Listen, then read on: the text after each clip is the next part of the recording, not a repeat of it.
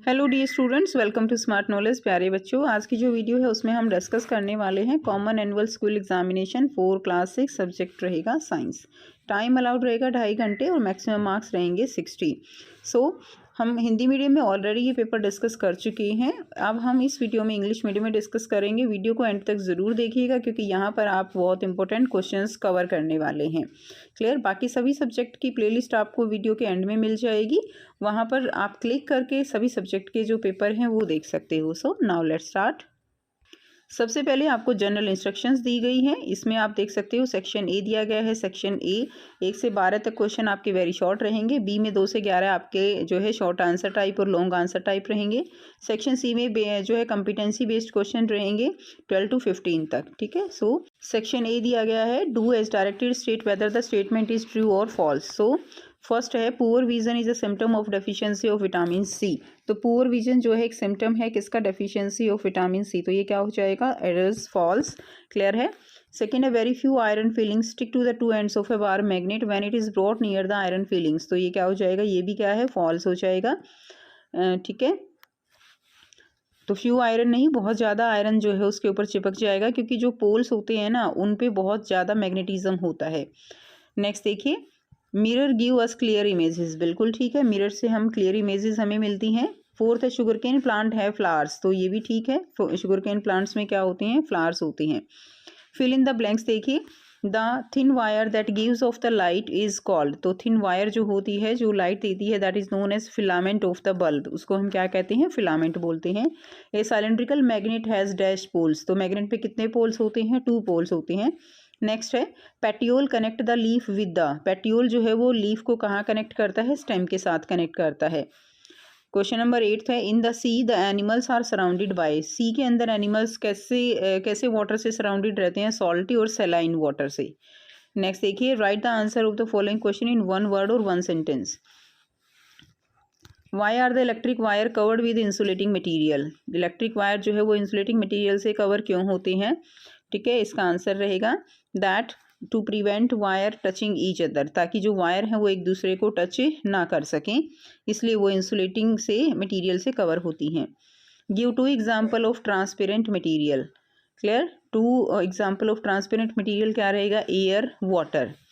Next है write the common name of mimosa plant. Mimosa plant का common name क्या है? Touch me not plant.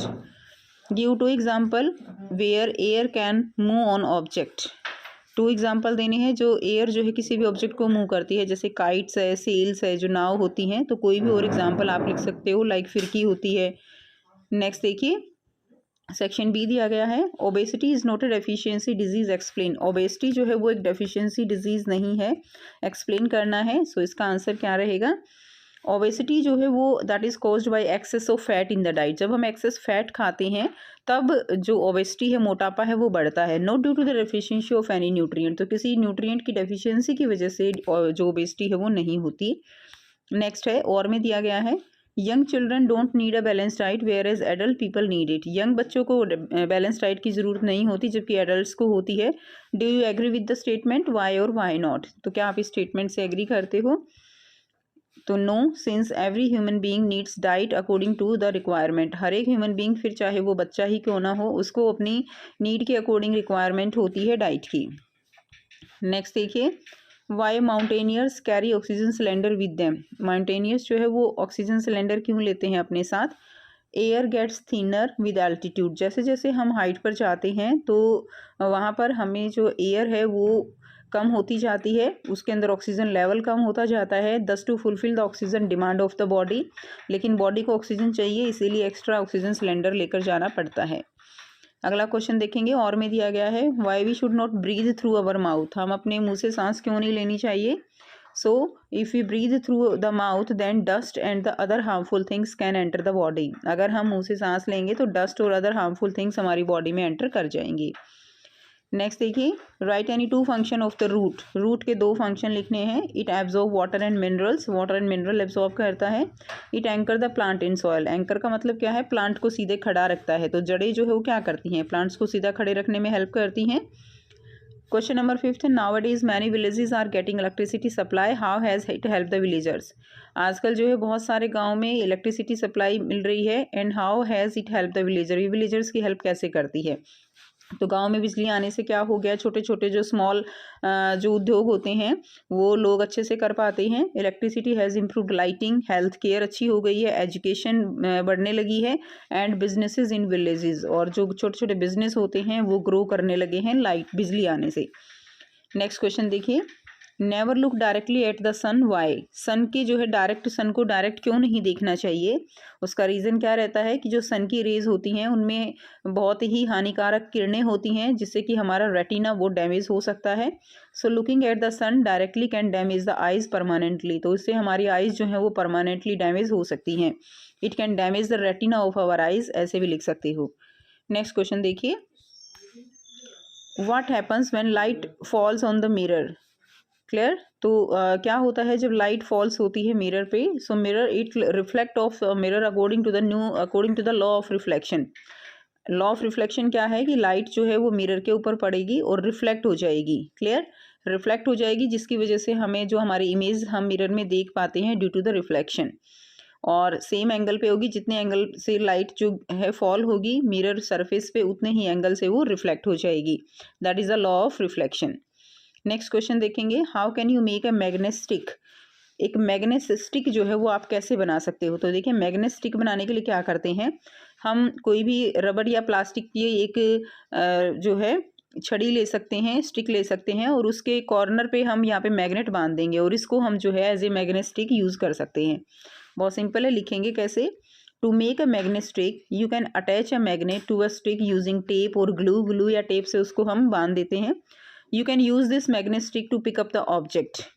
ठीक है, आप इस मैग्नेट स्टिक को ऑब्जेक्ट्स को पिक करने में यूज़ कर सकते हो।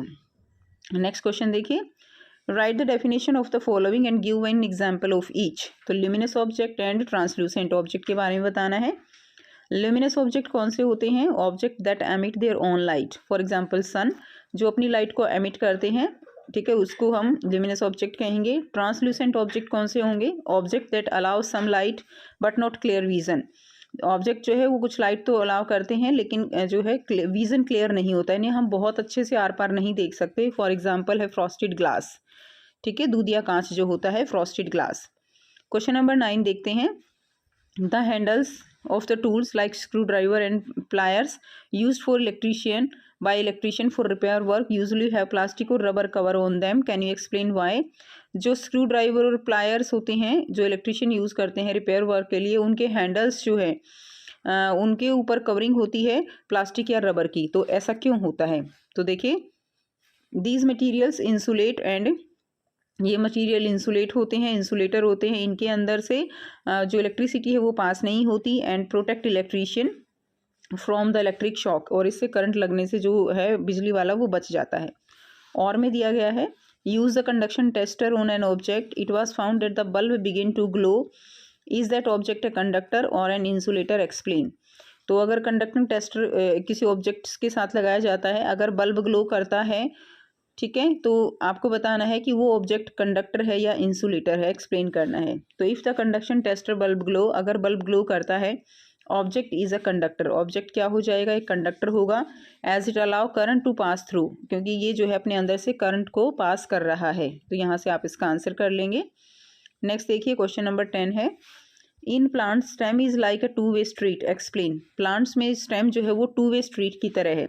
तो टू वे स्ट्रीट कैसे है, तो इसमें करेंगे हम, देखिए, वाटर मिनरल्स जो होते हैं प्लांट्स के अंदर, देखिए प्लांट्स के अंदर जो रूट्स होती हैं उनसे जो वाटर मिनरल्स जो है वो कहाँ जाएंगे, ऊपर की तरफ जाएंगे, और जो लीव्स होती हैं उनमें क्या बनता है, उनमें फूड बनता है, जो फूड है वो क्या होगा, वो नीचे की तरफ आएगा। ठीक है, तो ये टू वे कंडक्शन होता है। So water minerals move upward and food from leaves move downward and other direction, ये इसका आंसर हो जाएगा। नेक्स्ट देखते हैं, डिफाइन ट्रांसपिरेशन। ट्रांसपिरेशन क्या है, ट्रांसपिरेशन क्या होता है, transpiration is the loss of water vapour from plants through leaves. तो लॉस ऑफ वाटर वेपर जो प्लांट्स करते हैं, इस प्रोसेस को बोलते हैं ट्रांसपिरेशन। अगला क्वेश्चन देखेंगे, और में दिया गया है, right one sentence each on any 3 common characteristic of the living being. One sentence आपको लिखना है। लिविंग बींग्स के 3 कॉमन कैरेक्टरिस्टिक्स आपको बतानी है। So growth and development, response to stimuli and reproduction. इसके अलावा और भी कोई आप लिख सकते हो। अगला क्वेश्चन है describe the structure of magnetic compass. Magnetic compass का स्ट्रक्चर डिस्क्राइब करना है। A compass has a magnetized needle that align with the earth magnetic field to indicate direction. Compass के अंदर मैग्नेटाइज निडल होती है जो कि अर्थ के मैग्नेटिक फील्ड की जो नॉर्थ डायरेक्शन है वो इंडिकेट करती है। नेक्स्ट देखिए, अगला क्वेश्चन है make list of object that are magnetic and those which are not magnetic. Leather, nickel, paper, glass, iron, cobalt, इनमें से बताना है। तो मैग्नेटिक ऑब्जेक्ट कौन से हो जाएंगे? आयरन, निकल, कोबाल्ट, ये मैग्नेटिक ऑब्जेक्ट हैं। एंड नॉन मैग्नेटिक में आ जाएगा leather, paper, glass. Next question देखेंगे section C, match the terms in column A with column B. तो इसमें आएगा, देखिए एग जो है, एग में क्या होता है? प्रोटीन। ग्राउंड नट में क्या होता है? फैट्स। ब्रेड में क्या होता है? ब्रेड में कार्बोहाइड्रेट होता है। सनलाइट में विटामिन डी होता है। वाटरमेलन में वाटर होता है, ठीक है। और विटामिन बी किस में होता है? विटामिन बी जो है वो किस में होता है? लीवर में। तो ये इसके आंसर हो जाएंगे, आप यहाँ से इसको कर सकते हो। नेक्स्ट क्वेश्चन नंबर 13 है Paheli was excited today since the principal of her school was to host the national flag on the occasion of Independence Day celebration. She saw the flag and weathercock moving and then stopping because of air, which is a mixture of gases. So, a weathercock tells us about, weathercock किसके बारे में बताता है? weathercock हमें direction of air के बारे में बताता है। B will be the right answer. The direction of wind decide the movement of, direction of wind जो है वो क्या decide करती है? That is movement of all of the above. Third रहेगा the component of air which are harmful to living beings are. तो component of air which are harmful to living being कौन से रहेंगे? Dust and smoke. नेक्स्ट देखिए, और में दिया गया है two gases together make up 99% of the air, the remaining 1% is made of. तो रिमेनिंग 1% में क्या है? That is carbon dioxide, some other gases and water vapours. अगला क्वेश्चन है question number 14, Happy sowed some mustard seed in the soil. Happy ने कुछ mustard seed जो है सरसों के सीड सॉइल में उगाए and took care of them.